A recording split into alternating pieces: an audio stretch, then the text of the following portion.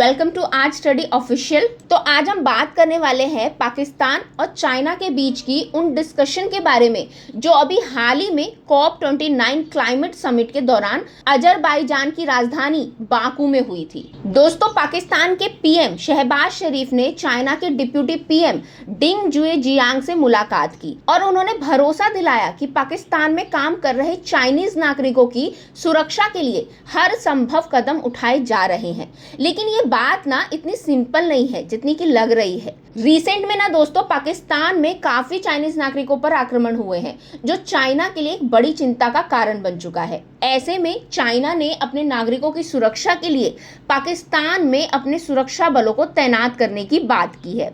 अब ये मुद्दा सिर्फ पाकिस्तान और चाइना तक ही सीमित नहीं है बल्कि भारत के लिए भी चिंता का विषय बन चुका है, क्योंकि दोस्तों अगर चाइनीज सुरक्षा बल पाकिस्तान में आते हैं तो ये भारत के लिए भी एक टैक्टिकल और सिक्योरिटी कंसर्न बन सकता है। तो दोस्तों, आज अपनी इस वीडियो में हम इस पूरे मुद्दे पर चर्चा करेंगे।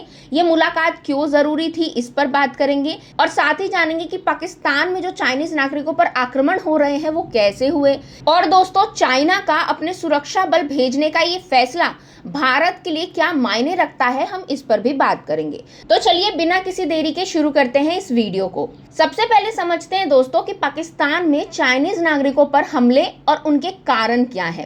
तो दोस्तों, पाकिस्तान और चाइना इन दोनों के ही रिश्ते हमेशा से मजबूत रहे हैं और इसी के चलते चाइना पाकिस्तान इकोनॉमिक कॉरिडोर यानी कि सीपेक जैसी बड़े बड़े प्रोजेक्ट शुरू किए गए हैं, जिसमें चाइनीज इंजीनियर्स और स्टाफ काफी संख्या में काम कर रहे हैं। लेकिन रीसेंट मंथ्स में ना पाकिस्तान के अलग अलग रीजन में चाइनीज नागरिकों पर हमले बढ़ गए हैं। खास करके दोस्तों कराची और खैबर पख्तूनख्वा में कई इंसिडेंट्स ऐसे देखे गए हैं जिनमें सुसाइड बॉम्बिंग और टारगेट अटैक्स शामिल हैं। कराची एयरपोर्ट के पास एक हमले में 2 चाइनीज इंजीनियर्स की मौत हो गई थी और कुछ महीने पहले खैबर पख्तूनख्वा में 5 चाइनीज नागरिक मारे गए थे। अब इन सब इंसिडेंट ने चाइना को पाकिस्तान में अपने नागरिकों की सुरक्षा पर सोचने के लिए मजबूर कर दिया। अब ये जो चाइनीज नागरिकों पर अटैक हो रहे हैं सिर्फ चाइना के लिए ही नहीं बल्कि पाकिस्तान के लिए भी बड़ी चिंता बन गए हैं। इसी वजह से शहबाज शरीफ ने बाकू में चाइना के डिप्यूटी पीएम को अश्योरेंस दिया कि उनके नागरिकों की सुरक्षा के लिए पाकिस्तान हर तरह के कदम उठाने के लिए तैयार है।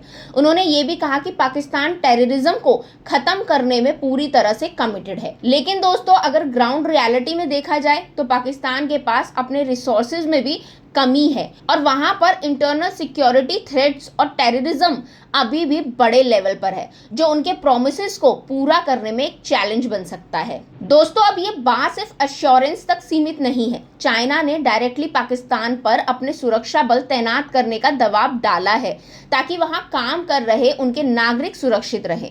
अब ये प्रस्ताव पाकिस्तान के लिए काफी एम्बैरेसिंग और प्रेशर फिल्ड सिचुएशन है। पाकिस्तान पर फाइनेंशियल और इकोनॉमिक डिपेंडेंसी के चलते वो चाइना के साथ अपना रिश्ता बिगाड़ना नहीं चाहता, लेकिन इसके साथ ही अपने देश में दूसरे देश के सुरक्षा बल को तैनात करना उनके लिए शर्मिंदगी बन सकता है। अब यहाँ पे सिर्फ चाइना और पाकिस्तान ही इन्वॉल्व नहीं है, भारत का मुद्दा भी इसके बीच में आ जाता है। भारत और चाइना का रिलेशन काफी सेंसिटिव है और दोनों देश लद्दाख में LAC पर आपस में पहले ही टेंशन फेस कर रहे हैं।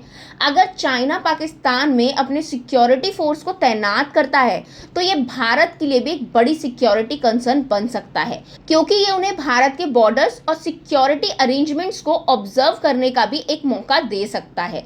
अब दोस्तों, ये केवल एक सिक्योरिटी असिस्टेंस नहीं है बल्कि भारत के स्ट्रेटेजिक इंटरेस्ट पर भी असर डाल सकता है। और भारत के अंदर पाकिस्तान और चाइना के जॉइंट इन्फ्लुएंस कैसे बढ़ रहा है इस पर भी भारत को अलग से सोचने पर मजबूर करेगा। ऐसे में दोस्तों, भारत ऑलरेडी इस मैटर पर अलर्ट हो चुका है और इस प्रस्ताव का कड़ी नजर से ऑब्जर्वेशन कर रहा है। चलिए दोस्तों, अब बात करते हैं इन सभी का सीपेक के ऊपर क्या इम्पैक्ट पड़ेगा। तो सीपेक का एक बढ़िया इम्पैक्ट ये है कि पाकिस्तान में इंफ्रास्ट्रक्चर और इकोनॉमिक इन्वेस्टमेंट तो हो रहे हैं, लेकिन इसके साथ ही चाइनीज नेशनल्स की प्रेजेंस भी बढ़ रही है जो वहां के लोकल पॉपुलेशन और रेडिकल एलिमेंट्स को टारगेट कर रहे हैं। ये उन एरिया में इंस्टेबिलिटी और टेंशन का कारण बन सकता है जहां ट्रेडिशनली अनरेस्ट और एंटी गवर्नमेंट सेंटिमेंट्स हैं। इसके बाद चाइना और पाकिस्तान के रिलेशन में भी टेंशन बढ़ रहा है, क्योंकि चाइना अपने इन्वेस्टमेंट्स की सिक्योरिटी पर जीरो टॉलरेंस रखता है और पाकिस्तान अपनी लिमिटेशंस के बावजूद इन्हें सेफगार्ड करने की कोशिश में लगा हुआ है। तो दोस्तों, ये था पूरा एनालिस्ट पाकिस्तान और चाइना के बीच के टेंशन और वहां पर चाइनीज नेशनल्स पर हो रहे हमलों के बारे में। ये इशू इसलिए भी सीरियस है क्योंकि ये एक रीजनल स्टेबिलिटी का भी सवाल है। पाकिस्तान एक तरफ चाइना को अपने क्षेत्र में सुरक्षा प्रोवाइड करने का एश्योरेंस दे रहा है, लेकिन वो अपने चैलेंजेस और रिसोर्सेज की कमी की वजह से पूरी तरह से कॉन्फिडेंट नहीं है।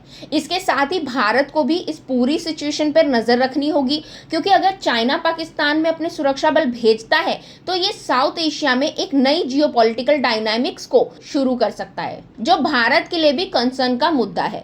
तो दोस्तों, उम्मीद है आपको ये वीडियो पसंद आई होगी और आपको इस इंपॉर्टेंट मुद्दे के हर पहलू को समझने में मदद मिली होगी।